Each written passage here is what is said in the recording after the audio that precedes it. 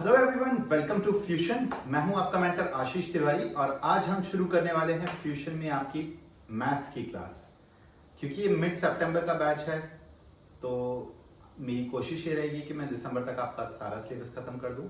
काफ़ी दिनों से आप लोगों के कॉल्स आ रहे थे, मैसेजेस भी आ रहे थे और काफ़ी स्टूडेंट्स ऑफलाइन क्लासेस में भी बोल रहे थे सर आप ऑनलाइन क्यों नहीं जाते, हमें और अच्छा जो है फ़ायदा हो सकता है अगर आप ऑनलाइन जाएंगे, रिकॉर्डेड वीडियोज़ होंगे अगर आपके तो हमें और हेल्प मिलेगी। So finally I have decided to go online और आज मैं आपके सामने हूँ और हमारा ये पहला वीडियो है जिसमें हम करने वाले हैं सब्जेक्ट ओवरव्यू क्लास 12th का सेशन 2022-23 का। तो इसमें बेसिकली हम ये जानेंगे कि कौन से चैप्टर और कौन सी यूनिट से कितने मार्क्स का वेटेज है। बेसिकली मैं जब भी अपना नया बैच चालू करता हूँ तो ये ऑफलाइन एंड ऑनलाइन बैच है, तो मैं इस बैच में आप लोगों को ये बता देना चाहता हूँ कि आपको एक चीज़ जो ध्यान में रखनी है वो ये आपने ध्यान में रखनी है कि अगर आपने लास्ट क्लास में कुछ चैप्टर्स ऐसे हैं जो नहीं पढ़े हैं ढंग से या आपका परफॉर्मेंस बहुत अच्छा नहीं है लास्ट क्लासेस में, आई मीन 11th में या 10th में आपने अच्छा परफॉर्म नहीं किया है, तो आप बिल्कुल भी टेंशन मत लीजिए और ये बिल्कुल मत सोचिए कि अगर 10th में हमारे कम नंबर थे या 11th में कम नंबर थे तो हम 12th में फुल मार्क्स नहीं ला सकते। आप बिल्कुल ला सकते हो, बस सही तरीके से हमें पढ़ना है। जो ट्रिक्स हैं मेरी, उन ट्रिक्स को आपको यूज़ करना है और definitely you will score very good marks in mathematics. ठीक है, तो मैं आपको अश्योर कर सकता हूँ इस चीज़ पे कि आप बहुत अच्छा परफॉर्म करोगे if you follow me correctly. ठीक है, सो आज का हम वीडियो शुरू करते हैं। देख लेते हैं। पहले सबसे पहले हमारा बैनर जो है वो दिख रहा होगा आपको, फ्यूशन का बैनर है आशीष तिवारी के नाम से जी। आगे बढ़ते हैं। फ्यूशन में हम कर रहे हैं आज सब्जेक्ट ओवरव्यू। हम कर रहे हैं सब्जेक्ट ओवरव्यू सेशन 2022-23 का और सब्जेक्ट ओवरव्यू हम कर रहे हैं मैथमेटिक्स का and it is by me Ashish Tiwari. Okay, so सबसे पहले देख लेते हैं मार्क्स डिस्ट्रीब्यूशन। मार्क्स डिस्ट्रीब्यूशन में आप देखिए कौन सा चैप्टर कितना वेटेज रखता है, ये सब इसमें हमें पता चलेगा। देखते हैं सबसे पहले यूनिट कौन सी है और कितनी नंबर ऑफ यूनिट्स हैं इसमें। ठीक है, तो relation and functions first unit है जो कि 8 मार्क्स कैरी करती है।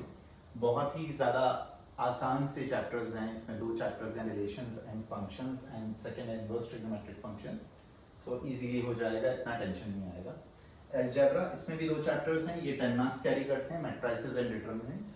कैलकुलस ये सबसे बड़ी यूनिट है, ये सबसे बड़ी यूनिट है और इसमें 35 मार्क्स इन ऑल, ओवरऑल जो कैलकुलेशन है वो 35 मार्क्स की है बिकॉज ये यूनिट काफ़ी बड़ी है, चैप्टर्स भी इसमें काफ़ी ज़्यादा हैं। ठीक है, देन देखते हैं हम वेक्टर्स एंड 3 डायमेंशनल ज्योमेट्री जो कैरी करता है 14 marks. Next is linear programming which carries 5 marks. Next is probability, probability carry करता है 8 मार्क्स, तो टोटल 80 मार्क्स है। अब यहाँ पे 2-3 बच्चों के मेरे पास वो आए थे मैसेजेस कि सर हम कैलकुलस ही खाली पढ़ लेते हैं, 35 ऑन 35 आ जाएंगे, पास तो हो ही जाएंगे, 20 नंबर पर उसमें मिल जाएंगे हमारे इंटरनल असेसमेंट में, क्योंकि 80 मार्क्स का पेपर है तो 20 मार्क्स इंटरनल असेसमेंट में क्या होते हैं। अब यहाँ पे मैं एक चीज़ आपको कहूँगा कि आप अपने सबमिशन टाइमली रखिएगा so that you can get 20 on 20, है ना, बिकॉज वो तो टीचर के हाथ में ही होते हैं आपके स्कूल के। ठीक है, सो इस चीज़ पे फोकस। तो मैंने उसको ये कहा कि भैया आप अगर 35 में से 35 यहाँ ला सकते हो तो यहाँ लाओ ना, 80 में से 80। अगर आप ये कर दोगे तो मैं भी खुश हो जाऊंगा, आपके पेरेंट्स भी खुश हो जाएंगे, सभी खुश हो जाएंगे, आप तो खुद बहुत ज़्यादा खुश हो जाओगे। और ऐसा नहीं है ये इम्पॉसिबल टास्क है, बहुत सारे बच्चे करते हैं ये, तो लाए जा सकते हैं। ठीक है, सही तरीके से पढ़ोगे बिल्कुल आएंगे। ठीक है, सो ये वाली चीज़ है। तो आगे बढ़ते हैं हम देखते हैं सिलेबस वाइज कि कौन कौन से चैप्टर्स जो हैं वो इन यूनिट्स में हमें पढ़ने हैं। सो सबसे पहला जो चैप्टर यूनिट है हमारा रिलेशंस एंड फंक्शंस। तो रिलेशंस एंड फंक्शंस में हमने बताया था आपको कि 2 चैप्टर्स हैं। पहला चैप्टर है रिलेशन एंड फंक्शन इटसेल्फ, जिसमें हम टाइप्स ऑफ रिलेशंस पढ़ेंगे। इसमें रिफ्लेक्सिव, सिमेट्रिक, ट्रांसिटिव, और इन तीनों को कलेक्टिवली एक और नाम से जाना जाता है, दैट इज इक्विवेलेंस रिलेशन। तो इक्विवेलेंस रिलेशन पढ़ेंगे हम। 2 तरह के फंक्शंस भी हैं हमें, 1-to-1 function and on-to function. तो ये 2 फंक्शन हमें इसमें पढ़ने हैं। आगे देखते हैं हम इनवर्स ट्रिग्नोमेट्रिक फंक्शंस है हमारा जो नेक्स्ट टॉपिक है, और इनवर्स ट्रिग्नोमेट्रिक फंक्शन में हम देखते हैं हमें क्या क्या सीखना है। पहला सीखना है हमें definition, range, domain, principal value, branch. Graphs of inverse trigonometric function. अब इनवर्स ट्रिग्नोमेट्रिक फंक्शन में आपको एग्जांपल के तौर पे बता देता हूँ, जैसे साइन इनवर्स ऑफ एक्स है, कॉस इनवर्स ऑफ एक्स है, tan इनवर्स ऑफ एक्स है ना। So these are the functions जो कि इनवर्स ट्रिग्नोमेट्रिक फंक्शंस है। ट्रिग्नोमेट्री से तो आप वाकिफ ही हैं, sine cos tan cosec sec cot, तो उन्हीं को इनवर्स में जब कर देते हैं हम तो इनवर्स ट्रिग्नोमेट्रिक फंक्शंस बन जाते हैं। नेक्स्ट यूनिट पे आ जाते हैं अलजेब्रा। अलजेब्रा में भी हमारे 2 चैप्टर्स हैं। पहला चैप्टर जो है उसका नाम है मैट्रिसेस। मैट्रिसेस में हम क्या सीखेंगे? Concept, notation, order, equality, types of matrices, zero and identity matrices, transpose of a matrix, symmetric and skew symmetric matrix, ठीक है। और साथ में ही हम ऑपरेशन सीखेंगे। ऑपरेशंस आपको पता ही है, एडिशन मल्टीप्लिकेशन जो होता है, तो हम ऑपरेशन और मैट्रिसेस सीखेंगे। अपार्ट फ्रॉम दैट जो एक मेजर इंपॉर्टेंट टॉपिक है इसमें वो है इनवर्टिबल मैट्रिसेस। तो इनवर्टिबल मैट्रिसेस और proof of the uniqueness of inverse if it exist, ठीक है। सो ये सारे टॉपिक्स हम सीखने वाले हैं मैट्रिसेस में। नेक्स्ट जो हमारा चैप्टर है अलजेब्रा में, दैट इज डिटरमिनेंट्स। तो डिटरमिनेंट्स भी one of the important chapter में से आता है। डिटरमिनेंट में हम देखेंगे determinant of a square matrix which will be 3/3, इस तरह का होता है। 2-3 वैल्यू होंगी, 2 1 1 3 1 1 2 0 0, तो इस तरह का हमारा डिटरमिनेंट होता है, इस तरह डिनोट किया जाता है। तो डिटरमिनेंट में हम सीखेंगे ये। और इसके अलावा हम cofactors, minors, application of determinants in finding the area of triangle. Area of triangle आपने ज्योमेट्री में तो काफी निकाल रखा होगा, लेकिन यहाँ पे हम नए मेथड्स सीखेंगे, ठीक है। इसके बाद हम देखते हैं consistency, inconsistency, number of solutions of a system of linear equation by examples, है ना।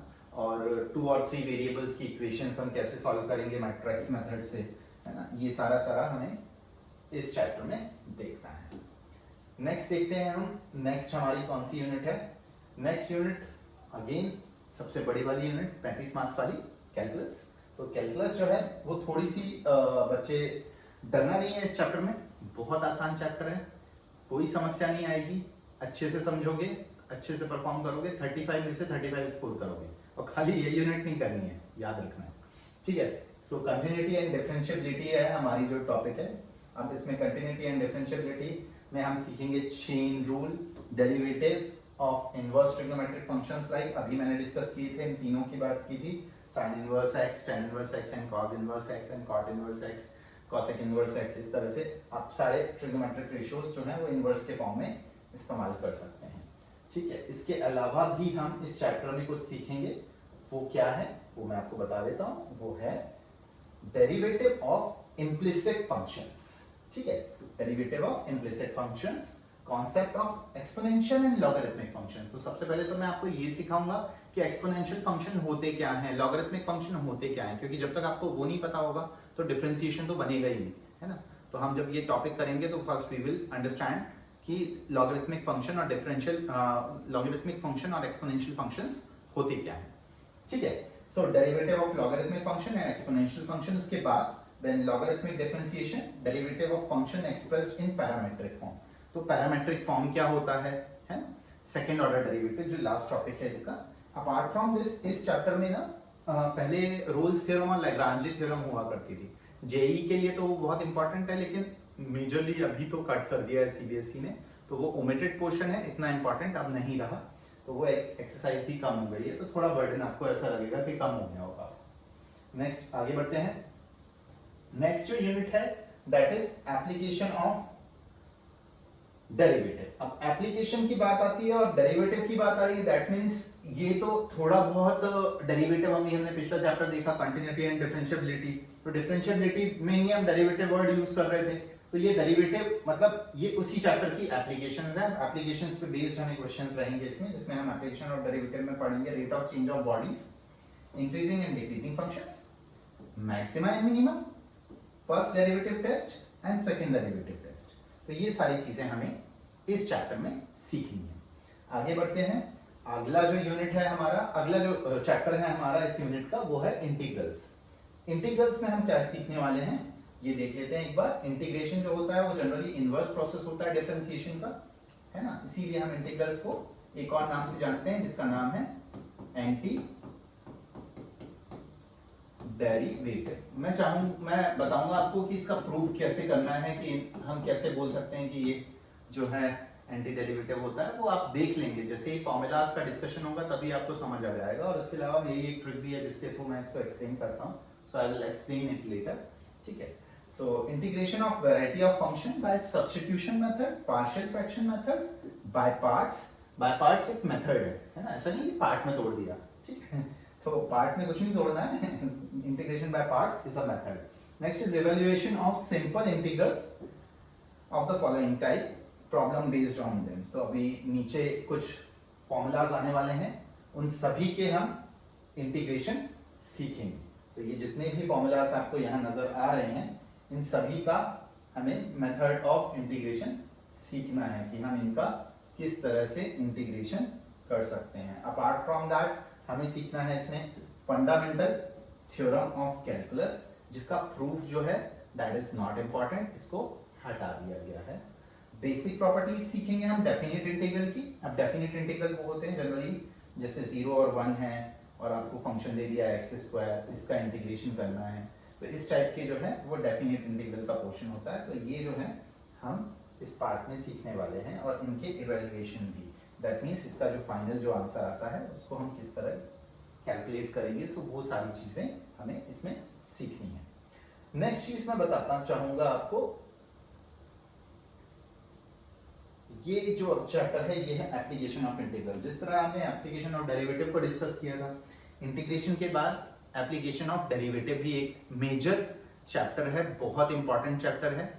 एक क्वेश्चन हमेशा ही इस चैप्टर से आना ही आना है और ये आपका फाउंडेशन भी बनाएगा, है ना, और काफी ही इंटरेस्टिंग चैप्टर है। Once you learn that you will enjoy, है ना। तो देखो इसमें क्या है कि एप्लीकेशन ऑफ डेरिवेटिव में हमें area under the simple curves निकालना है, specially lines, circles, parabola, ellipse, और ये सारे के सारे किसमें स्टैंडर्ड फॉर्म में निकालने हैं, हमें ज्यादा पेन नहीं लेना है, बेसिक ही है, ठीक है। आई होप यहां तक आपको समझ आया होगा। अब हम कैलकुलस का अंतिम चैप्टर जो है जिसका नाम है डिफरेंशियल इक्वेशन, उसका डिस्कशन करते हैं। तो डिफरेंशियल इक्वेशन आ गया आपके सामने। डिफरेंशियल इक्वेशन में हमें क्या क्या सीखना है? डिफरेंशियल इक्वेशन में हम सीखने वाले हैं definition, order and degree, general and particular solution of a differential equation, solution of a differential equation. अब कौन कौन से मेथड हैं? एक होता है सेपरेबल मेथड जिसमें हम सेपरेट कर लेते हैं वेरिएबल्स को, दूसरा होता है होमोजेनियस मेथड जिसमें हम एक सेट ऑफ रूल्स हैं उन रूल्स को फॉलो करके इसको निकालते हैं, ठीक है, first order and first degree की जो डिफरेंशियल इक्वेशन होती है। और एक और जो लास्ट जो मेथड हम इस यूनिट में सीखेंगे that is solution of linear differential equation of the type, यहाँ हमने दे भी रखी है कि किस टाइप की होती है वो डिफरेंशियल इक्वेशन। तो हम देख लेते हैं कि किस टाइप की डिफरेंशियल इक्वेशन होती है। तो इस तरह की डिफरेंशियल इक्वेशन होती है, थोड़ा सा ध्यान दें, ये वाला जो फॉर्म है this is the form of linear differential equation. दो होती हैं क्या क्या, एक्स के टर्म्स में, एक वाई के टर्म्स में, so we will learn that, ठीक है। आगे बढ़ते हैं फोर्थ यूनिट। फोर्थ यूनिट हमारी है vectors and three dimensional geometry. Fourth unit कौन सी है हमारी? Vectors and three dimensional geometry. तो इसमें हम वेक्टर्स में देख लेते हैं पहले। वेक्टर्स हमारा पहला चैप्टर है जिसमें हम क्या सीखेंगे? तो वेक्टर्स में हम सीखने वाले हैं vectors and scalars, magnitude and direction of vector, direction cosines, direction ratios, types of vectors, equal, unit, zero, parallel and collinear vector, position vector of a point, negative of a vector, components of vector, addition of vector,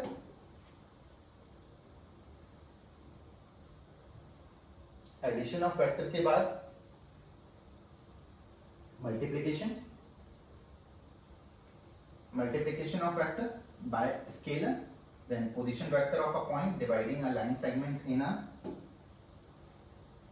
given ratio, then इसके बाद definition, geometrical interpretation, properties, application of scalar product of vectors and vector product of vectors.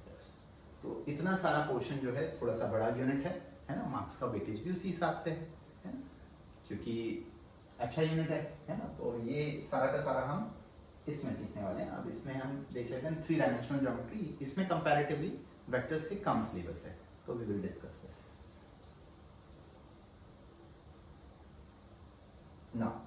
Third 3 dimensional geometry की अगर हम बात करें तो इसमें क्या क्या है वो देख लेते हैं। 3 डायमेंशनल ज्योमेट्री में direction cosines, direction ratios of a line joining 2 points, then Cartesian equation, vector equation of line, skew lines, shortest distance between 2 lines and angle between 2 lines. तो इतना सा पोर्शन है इसमें, ज़्यादा बड़ा यूनिट नहीं है। नेक्स्ट यूनिट हम देख लेते हैं।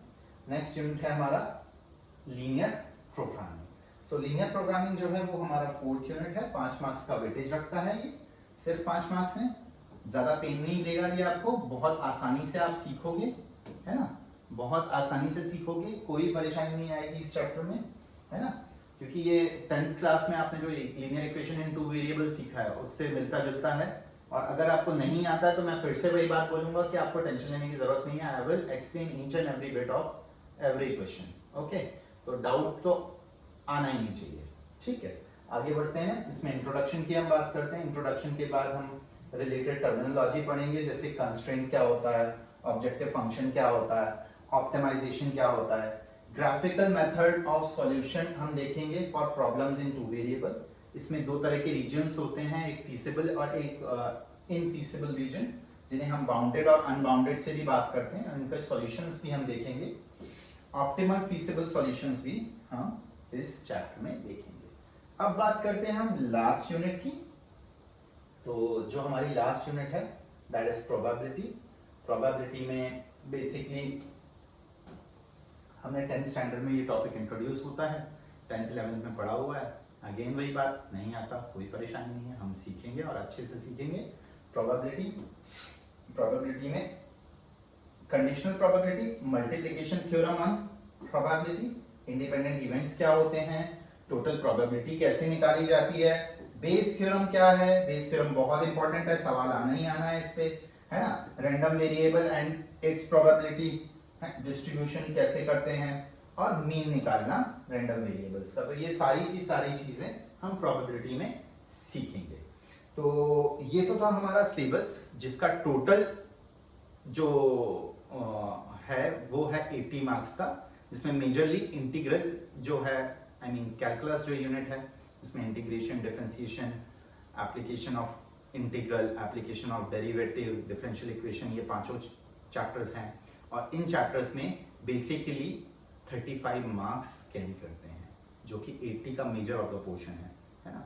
तो हम इसी से स्टार्ट करने वाले हैं अपने क्लासेस में।